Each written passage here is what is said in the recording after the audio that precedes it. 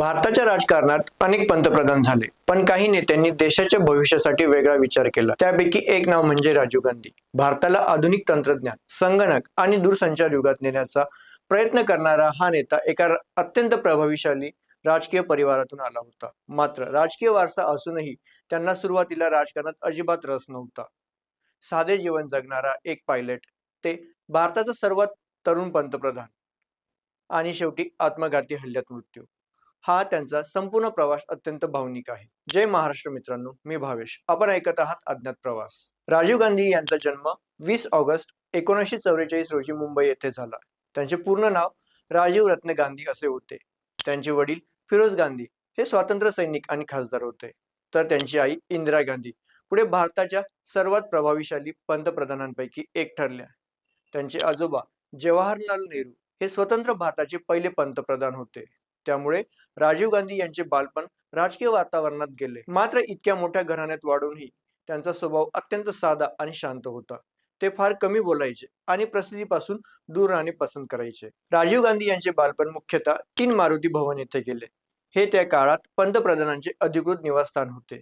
देशातील मोठमोठे नेते, परदेशी पाहुणे आणि राजकीय बैठका हे सर्व वातावरण त्यांनी लहानपणापासूनच पाहिले होते. मात्र राजकारणापेक्षा त्यांना विज्ञान, इलेक्ट्रॉनिक वस्तू आणि यांत्रिक उपकरणांमध्ये जास्त रस होता. ते खेळणी उघडून पुन्हा जोडायचे, रेडिओ आणि मशीन बद्दल त्यांना उत्सुकता दाखवायचे. त्यांच्या आईला वाटत होते की पुढे ते कधीतरी राजकारणात येतील, पण राजीव गांधींना त्यावेळी साधे आयुष्यच आवडत होते. त्यांचे प्राथमिक शिक्षण वेलहम बॉईज स्कूल येथे झाले आणि पुढे त्यांनी द टून स्कूलमध्ये प्रवेश घेतला. द टून स्कूल ही भारतातील प्रतिष्ठित शाळांपैकी एक मानली जाते. येथे त्यांनी अनेक प्रभावशाली लोकांबरोबर शिक्षण घेतले. शाळेत असतानाही त्यांचा स्वभाव शांत आणि मैत्रीपूर्ण होता. त्यांना विशेषतः विज्ञान आणि तांत्रिक विषयांमध्ये रस होता. पुढे उच्च शिक्षणासाठी ते इंग्लंडला गेले. त्यांनी ट्रिनिटी कॉलेज ऑफ कॅम्ब्रिज येथे अभियांत्रिकीशी संबंधित शिक्षण घेण्यास सुरुवात केली. नंतर त्यांनी इम्पिरियल कॉलेज ऑफ लंडन येथे काही काळ शिक्षण घेतले. मात्र त्यांनी पदवी पूर्ण केली नाही. परदेशात राहत असताना त्यांनी सामान्य विद्यार्थ्यांप्रमाणे जीवन अनुभवले. आर्थिकदृष्ट्या मोठ्या घराण्यातून असूनही त्यांनी स्वतःचे खर्च सांभाळण्यासाठी काही छोटी कामे केल्याचेही सांगितले जाते. इंग्लंडमध्ये शिक्षण घेत असतानाच त्यांच्या आयुष्यात एक महत्त्वाची व्यक्ती आली, त्या म्हणजे सोनिया गांधी. त्या मूळच्या इटलीतील होत्या. एका रेस्टॉरंटमध्ये दोघांची पहिली भेट झाली असे सांगितले जाते. हळूहळू दोघांमध्ये मैत्री झाली आणि नंतर प्रेम संबंध निर्माण झाले. राजीव गांधींचा स्वभाव साधा आणि प्रामाणिक असल्यामुळे सोनिया गांधी त्यांच्याकडे आकर्षित झाल्या. काही वर्षांच्या नात्यानंतर 1968 मध्ये दोघांनी विवाह केला. हा विवाह त्या काळात देशभर चर्चेचा विषय ठरला, कारण भारतातील सर्वात प्रभावशाली राजकीय घराण्याचा मुलगा एका परदेशी मुलीशी विवाह करत होता. पुढे त्यांना 2 मुले झाली, राहुल गांधी आणि प्रियंका गांधी. राजीव गांधी यांनी सुरुवातीपासूनच राजकारणापासून दूर राहण्याचा निर्णय घेतला होता. त्यांना विमान उडवण्याची प्रचंड आवड होती. त्यांनी पायलटचे प्रशिक्षण घेतले आणि नंतर इंडियन एअरलाइन्समध्ये व्यावसायिक पायलट म्हणून नोकरी सुरू केली. ते अतिशय साधे जीवन जगत होते. पायलट म्हणून काम करत असताना ते अनेकदा सामान्य कर्मचाऱ्यांप्रमाणेच वागत असत. त्यांना फोटोग्राफी, संगीत आणि आधुनिक उपकरणांची आवड होती.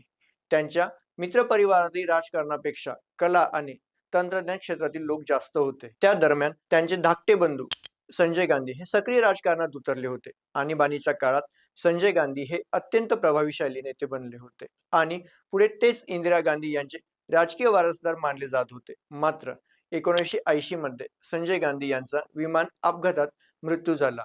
हा गांधी परिवारासाठी मोठा धक्का होता. इंदिरा गांधी पूर्णपणे खचल्या होत्या. मात्र काँग्रेस पक्षातही नेतृत्वाची कमतरता निर्माण झाली. त्यामुळे अनेक वरिष्ठ नेत्यांनी राजीव गांधींना राजकारणात येण्याची विनंती केली. सुरुवातीला त्यांनी स्पष्ट नकार दिला. त्यांना आपले साधे कौटुंबिक आयुष्य आणि पायलटची नोकरीच आवडत होती. मात्र आईच्या आग्रहामुळे आणि पक्षाच्या दबावामुळे त्यांनी शेवटी राजकारणात प्रवेश केला. 1981 मध्ये त्यांनी अमेठी येथून लोकसभा निवडणूक लढवली आणि मोठ्या मतांनी विजय मिळवला. त्यानंतर ते काँग्रेस पक्षात वेगाने पुढे जाऊ लागले.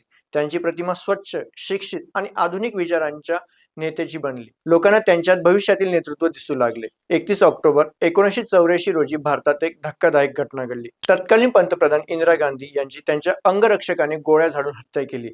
या घटनेने संपूर्ण देश हादरला. देशभर दंगली आणि हिंसाचार सुरू झाला. अशा कठीण परिस्थितीत काँग्रेस पक्षाने राजीव गांधी यांच्याकडे नेतृत्वाची जबाबदारी दिली. अवघ्या 40व्या वर्षी ते भारताचे पंतप्रधान बनले आणि भारताच्या इतिहासातील सर्वात तरुण पंतप्रधान ठरले. पंतप्रधान झाल्यानंतर राजीव गांधी यांनी भारताला आधुनिक तंत्रज्ञानाच्या दिशेने नेण्याचा प्रयत्न केला. त्या काळात भारतात संगणक विरोधात मोठा विरोध होता. अनेकांना वाटत होते की संगणक आल्यास रोजगार कमी होतील, पण राजीव गांधी यांनी भविष्यातील जग तंत्रज्ञानावर आधारित असेल हे ओळखले होते. त्यांनी संगणक, दूरसंचार आणि माहिती तंत्रज्ञान क्षेत्राला प्रचंड प्रोत्साहन दिले. आज भारत आयटी क्षेत्रात जागतिक स्तरावर ओळखला जातो. त्याची सुरुवात मोठ्या प्रमाणात राजीव गांधी यांच्या धोरणांमुळे झाली असे मानले जाते. त्यांच्या काळात एसटीडी, पीसीओ केंद्रांची संख्या मोठ्या प्रमाणात वाढली. ग्रामीण भागात दूरध्वनी सेवा पोहोचू लागली. त्यांनी प्रशासन अधिक वेगवान आणि आधुनिक करण्याचा प्रयत्न केला. 1986 मध्ये नवीन राष्ट्रीय शिक्षण धोरण लागू करण्यात आले. विज्ञान आणि तंत्रज्ञान शिक्षणावर भर देण्यात आला. युवकांना अधिक राजकीय अधिकार मिळावे म्हणून मतदानाचे वय 21 वरून 18 वर्ष करण्यात आले.